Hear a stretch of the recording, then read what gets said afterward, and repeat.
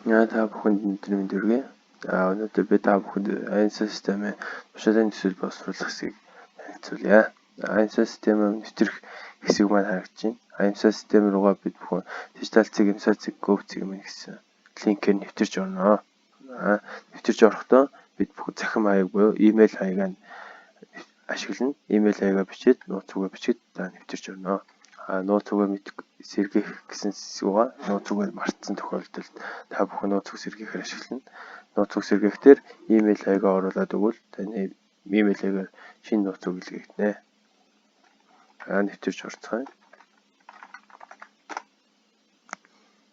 Нэвтэрч орсны дараа нүүр утсан маань харагдах байдал харагдаж байна. Ерөнхийдөө энэ дээр та бүхний мэдээлэл харагдаж байгаа гэсэн. Баруун дэдлийн болонд нь хэрэглэгч буюу таны мэдээлэл, хувь мэдээлэл харагдаж байна. Тэгээд зүүн талд нь болохоор ерөнхийдөө бид бүхний ашиглах үндсэн системүүд маань харагдаж байна гэсэн. Өнөөдөр та бүхэнд би тушаалын төсөл гэдэг хэсгийг танилцуулна. Ингээд тушаалын төсөл маань ерөнхийдөө харагдаж байна. Энд ерөнхийдөө ингээд жагсаалт харагдаж байна гэсэн. Одоогоор би үүсгэх болохоор хоолтон байна гэж харагдаж байна. Тушаалын төсөл боловсруулах гэж оронгууд ингээд тушаалын төсөл боловсруулах хэсэг маань ингээд ерөнхийдөө харагдаж байна. Тушаалын төсөл боловсруулахад хамгийн ихэнд байгууллага сонгоно. Энийг ерөнхийдөө хоёр газар байгаа. Энийгийн нөт гэдэг. Аль тушаал маань одоо энийгийн дараа гарах уу, энүүтийн дараа гарах уу гэдгээс хамаарат тушаалаа сонгоно гэсэн. Тушаалаа төрлөө сонгоно. Энэ А тушаал уу, Б тушаал уу гэдэг төрлөө сонгоно. Төрлөө сонгосны дараа тушаалынхаа гарчгийг бичиж өгнө. Тушаал дараа нь тушаалынхаа төслийг энэ дээр ерөнхийдөө бичиж өгнө. Ямар тушаал гаргаж байгаа гэдэг төслөө. Төслөө бичсэний дараа нэгжийн хяналт гэх хэсэг харагдаж байна. Энэ дээр ерөнхийдөө тухайн төслийг хамтран боловсруулсан ажилдаа сонгож өгнө гэсэн үг. Хэрвээ хүнтэй хамтраагүй бол ингээ орхичин, сул орхичин.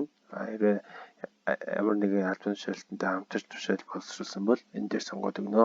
Энэ дээр олон ажилтан сонгох боломжтой. Бас сонгохгүй хоос орхих боломжтой байгаа. Тэрний дараа нэгжийн хяналт буюу албаны дарга, эсвэл тухайн нэгжийн дарга, эсвэл тухайн нэгжийн ахлах байж байдаг ба. Тэр ерөнхийдөө энд хянсан гэдэг ажилтнаа сонгоно гэсэн үг. Хин хаяа ерөнхийдөө оруулж өгнө гэсэн үг. Дараа нь удирдлагын хяналт гэх хэсэг байгаа. Удирдлагын хяналт хэсэг маань ерөнхийдөө 3 хүн байгаа. Эхлээд тушаалын төсөл маань ерөнхийдөө хуулийн мэргэжлээр эхлээ ороод бид нар хянуулдаг. Тэр хэсэг маань энд байна. Хуулийн мэргэжилтэй энийг нотаар ялгагдсан байна. Дараа нь санал авах албан тушаалтнууд гэж байна. Энэ дээр болохоор ерөнхийдөө тушаалын төсөл санал авах утсан дээр бид нар бүхэн дарга нараар санал авдаг. Тэр хэсэг маань ерөнхийдөө энд орсон байна. Энэ дээр ерөнхийдөө харагдахгүй байгаа шалтгаан нь бид бүхэн байгууллага сонгоогүй учраас харагдахгүй байна. Тэстэй байгууллага иргэний эсийн ерөнхий газрыг сонгочихъя. Тэгэх юм бол автоматар одоо иргэний эсийн ерөнхий газар дээр тушаал дээр дурдаг хүмүүс автоматар ингээ гараад ирнэ. Та бүхэн сонгох шаардлагагүй, эндээс хасах боломжтой гэсэн үг. Тухайн тушаал заавал бүх дараагаар зурагдах албагүй учраас ингээд оруулсны дараа батлах дарга сонгоно. Батлах дарга дээр ерөнхийдөө энийг сонгосон бол бямсрын даргаыг сонгоно. Энэт сонгосон бол мөх жаргал даргаыг сонгохоор байгаа. Ингээд сонгосны дараа бүртгэх гэдээ арчна.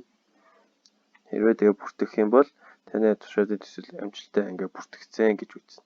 Тэгээд бүртгэгдсэний дараа ерөнхийдөө яах вэ гэхээр энэ бүртгэсний дараа автоматар хянсан ажилтан л одоо нэгжийн хяналт руу явна гэж ойлгоно. Нэгжийн хяналт маань тэдээс батлна, засна, хэрвээ зөвшөөрнө, хэрвээ засвартай ч юм уу янз бүрийн санал тусахаар бол засвар оруулах хэсгээр санал тусгаад тань руу буцаж ирэхээр байгаа. Тэгээд нэгжийн хяналт хийсний дараа удирдлагын хяналт руу шилжинэ гэсэн үг. Мөн адилхан бас эхлээ хуулийн мэргэжилтнээр орно гэсэн үг. Дараагийн процесс байгаа. Хуулийн мэргэжилт маань хянаад засвартай байх юм бол буцаагаад тань руу явуулна гэсэн үг.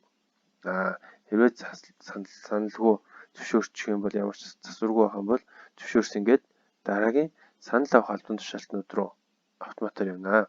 Ингээд санал авах албан тушаалтнууд руу явчингууд ерөнхийдөө энэ дээр байгаа дарга нар таны сонгож өгсөн дарга нар руу энэ төсөл маань явна гэсэн үг. Тэгээд энэ төсөл маань ерөнхийдөө тодорхой хугацаанд санал авах гэсэн үг энэ дарга нараас. Энэ дарга нар маань ерөнхийдөө саналаа ингээд олон санал өгч учраас саналаа өгсөний дараа баталгаажуулах юм аа. Тухайн саналыг хамгийн эцсийн хувилбар гэж үзээд баталгаажуулсны дараа бүх дарга маань саналаа баталгаажуулсны дараа таны ингээд төсөл маань бэлэн болно гэсэн үг.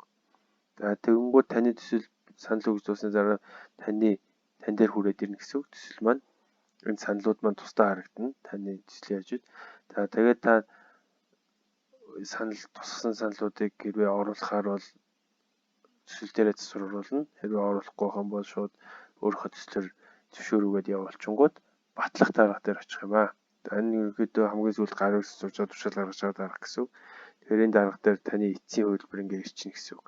За тэгээд та батлах дарга руу явсны дараа дарга маань зөвшөөрсөн янз бүрийн асуудлыг зөвшөөрсөн засвар ороогүй зөвшөөрчих юм бол шууд автоматар зөвшөөрөх дарангууд автоматар бичиг хэргийн тушаал гэсэн хэсэг дээр ингээд ирнэ. За ингээд хамгийн сүүлд бичиг хэрэг дээр ирсний дараа бичиг хэрэг маань нэг дугаараа өгөх бүртгэлээ хөтлөнгүүд бүртгэх процессингууд таны ерөнхийдөө бүртгэсэн тушаалын төсөл чинь аль биесээ ингээд гарсан гэж үзээд таны ерөнхийдөө аль бие хөтөлтийн тушаал гэсэн цонхон дээр одоо ингээд харагданаа. Эцсийн байдлаар орсон үед муу адил албан бичгийн төсөл гэдэг тушаалын төсөл гэдэг цонхон дээр ингээд чагсаалтан дээр ерөнхийдөө таны төсөл харагданаа. Баталсан бай, батлаагүй ерөнхийдөө түүх болтож үлднэ. За та бүхэнд баярлалаа.